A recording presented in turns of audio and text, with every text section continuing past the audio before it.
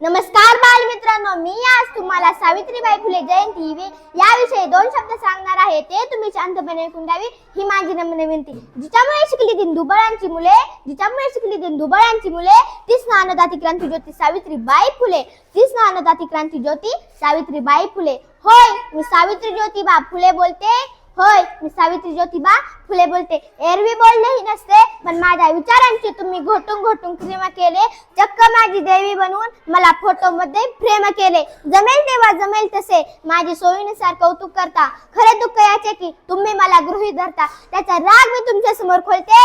होय, मी सावित्री ज्योतिबा फुले बोलते. कुऱ्हाडी जाणार नगोतास काळ व्हावा, सगळ्या गोष्टी डोक्यावरून गेल्यात. ज्या माझ्या वारसा सांगतात त्याच बेईमान झाल्यात.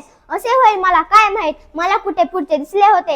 एका वेगळ्या जगासाठी मी शिव्या शब्दगडाबरोबर शेणही सोसले होते. तुमच्या शब्दात सांगायचे तर रात्रंदिवस घासले होते. आज मी कसले घाव झेलते. होय, मी सावित्री ज्योतिबा फुले बोलते. ही काही उपकाराची भाषा नाही. आजच्या बाजार समाजसेवेसारखा हा बैन बाजा ताशा नाही.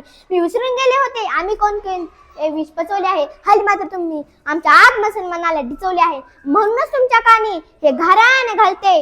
होय, मी सावित्री ज्योतिबा फुले बोलते. माय माळनो लेकीबाईनो, तुम्ही शिकलात सवरलात, पण नको तेवढ्या शहाण्या झालात. माझा वारसा सांगून स्वार्थासाठी राबत आहात. या सगळ्या संतापापुढे आज मी भीडभाड भुलते.